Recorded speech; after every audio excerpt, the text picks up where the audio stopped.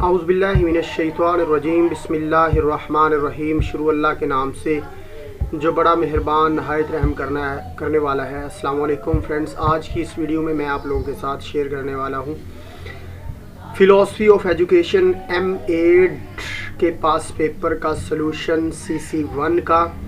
और जैसा कि मैं आपको बताता चलूँ कि डेट शीट की अनाउंसमेंट हो चुकी है और कल जो है पहला पेपर है फ़िलॉसफी का। तो इसका सलूशन मैंने यहाँ पे बनाया है, तो वो मैं आप लोगों के साथ शेयर कर रहा हूँ। आप देख सकते हैं यहाँ पे ये पास पेपर्स है मेरे पास 2018 के, ठीक है। और इसमें जो है मैं आप लोगों के साथ फ़िलॉसफी ऑफ एजुकेशन का पेपर जो है वो शेयर कर रहा हूँ।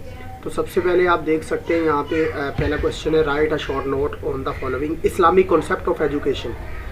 और साथ में जो है relationship between philosophy and education, इन दोनों के ऊपर शॉर्ट नोट लिखना है, वो मैं आपको भी बताता हूँ।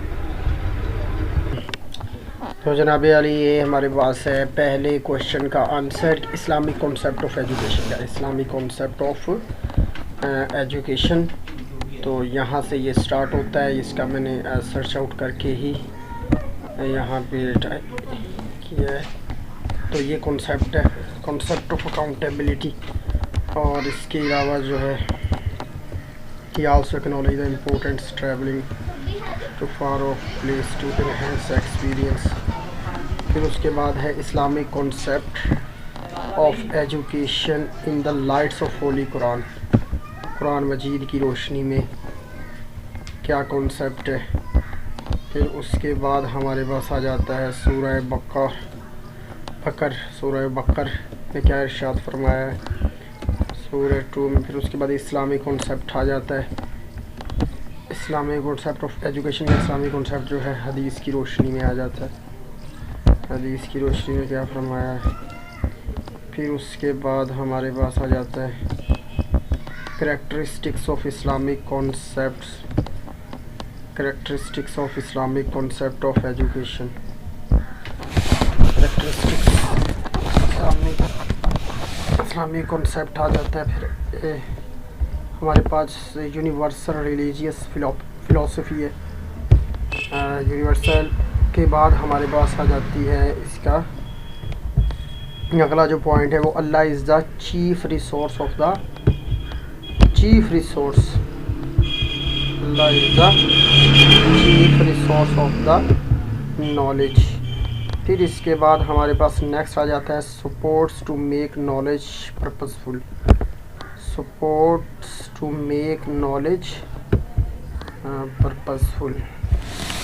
और इसके बाद जो है वो आ जाता है the purpose of life, the purpose of life itself in the aim of knowledge, ये आ जाता है। आगे फुलफिलमेंट ऑफ ह्यूमन नीड्स, ये इसकी हेडिंग है। और इसके बाद है in favour of professional discipline skills, ये आ जाता है। नेक्स्ट हमारे पास आ जाता है इट कंट्राडिक्ट्स नैरो माइंडेड। और हमारे पास नेक्स्ट आ जाता है it brings education the life, ये आ जाता है। आर्टिफिशियल इंटेलेक्चुअल फिर आ जाता है acquiring education as joint responsibility. और इसके बाद है it is a collective system. और लास्ट में हमारे पास क्या कंक्लूजन्स है, ये एक रिसर्च थी इस्लाम के ऊपर, इस्लामिक एजुकेशन के ऊपर। तो ये मैंने आप लोगों के साथ शेयर की। फिर दूसरा जो उन्होंने पूछा हुआ था टर्म, वो था रिलेशनशिप था, किसके दरमियान, एजुकेशन और फिलॉसफी के दरमियान रिलेशनशिप, वो बताना है। तो फिलॉसफी इज़ विजडम, फिलॉसफी क्या है, ये विजडम है, फिलॉसफी विजडम है। रिलेशनशिप भाई इसका ये है ये मैंने एक स्लाइड भी शेयर की हुई है, फ़िलासफ़ी इज़ विज़डम। फिर उसके बाद हमारे पास आ जाता है relationship between education and philosophy में। ये एक स्लाइड है, both philosophy and education is the interrelated है, the sharply influence each other. Education is contemplative in nature while education is an active process. तो ये है। उसके बाद जनाब अली हमारे पास आ जाता है education without philosophy is blind and philosophy without education is invalid. Relationship, ये एक और स्लाइड है, यहाँ भी आप देख सकते हैं ये वाला। और एक स्लाइड ये है एजुकेशन के बारे में। अगला जो क्वेश्चन है वो ये है कि right a note on perennialism. Perennialism, इसके ऊपर जो है वो नोट लिखना है।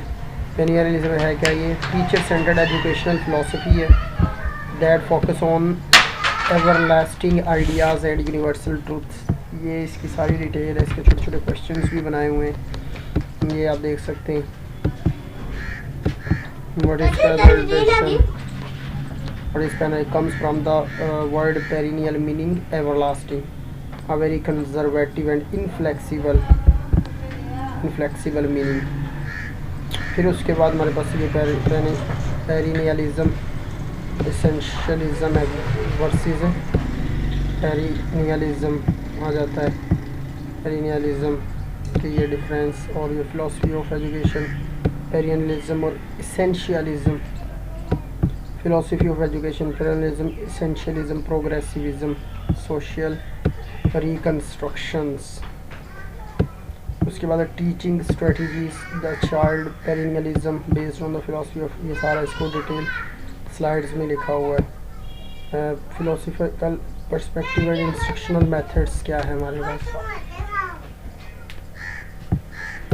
Direct instruction Socratic method. इसके बाद हमारे पास आ जाता है ये तीसरा। फिर उसके बाद जनाब अली ये तीसरा क्वेश्चन है, describe the detail about the scope limitation of metaphysical aspects of philosophy. अगला क्वेश्चन जो है वो है describe in detail about the scope and limitation of metaphysical aspects. ये इसका आंसर है मेटाफिजिक्स।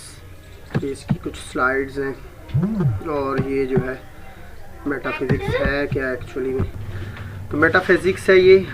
इसके नीचे जो है हमारे पास मेटाफिज़िक्स की और फिलोसफर अप्रोच टू मेटाफिज़िक्स, ये इसकी कुछ स्लाइड्स हैं जो इम्पोर्टेंट स्लाइड्स हैं, वो मैंने यहाँ पे पुट कर दी हैं, इसको आपने देख लेना है। और इसके बाद हमारे पास आ जाती है types of metaphysics, theology, metaphysics, theology, metaphysics regarding soul, cosmology, Parmenides, ये सारी जो है उससे रेलिवेंट है। लिमिटेशन ऑफ मेटाफिज़िक्स की कौन कौन सी लिमिटेशन है। फिर अगला नेक्स्ट क्वेश्चन आ जाता है हमारे पास, critically evaluate the educational philosophy Imam Ghazali के पॉइंट ऑफ व्यू से बतानी है फ़िलासफ़ी। ये इमाम गज़ाली का जो है यहाँ पे तारुफ, और ये उर्दू में है। अच्छा, इसमें एक ख़ास बात ये है एमएड में कि आप उर्दू में भी जो है ना वो आप लिख सकते हैं। और इसके अलावा जो है हमारे पास आ जाता है इमाम गज़ाली का ये सारा उर्दू में पूरा इंट्रोडक्शन, उनकी हिस्ट्री है। एमएड में उर्दू में भी आप दे सकते हैं, जिस तरह से आपका दिल चाहे वैसे ही आप दे सकते हैं पेपर। ये सारे का सारा उर्दू में है इमाम गज़ाली के मतलब। और ये उनके कुछ क़वाले ज़िरी हैं, क़वाले ज़िरी इमाम गज़ाली।